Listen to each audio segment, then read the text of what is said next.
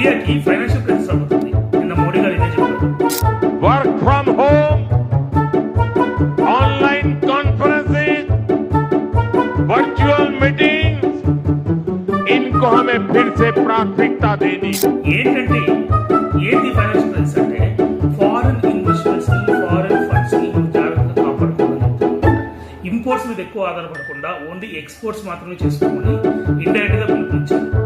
Work from home చేయమని చెప్పేసి, online conferences చేయమని చెప్పేసి ఫ్యూయల్ ని ఇండైరెక్ట్ గా సేవ్ చేయమని. गोल्ड यानी सोने की खरीद एक और पहलू है जिसमें विदेशी मुद्रा बहुत अधिक खर्च होती है। అలాగే గోల్డ్ లో ఎక్కువ ఇంపోర్ట్స్ ఉంటాయి కాబట్టి దాన్ని ఎక్కువ కొనకండి, అమ్మకండి అని చెప్తారు అనమాట. సో ఇవన్నీ మీరు పాటిస్తే మన ఫారెన్ ఫండ్స్ అనేవి మనకి ఎక్కువ నిల్వ ఉంటాయి, మన ఇండియన్ ఎకానమీ అనేది ఎక్కువ పెరుగుతుందని చెప్పేసి మోడీ గారి ఉద్దేశం. దీని మీద మీ ఉద్దేశం ఏంటో కామెంట్ చేయండి. Thank you for watching.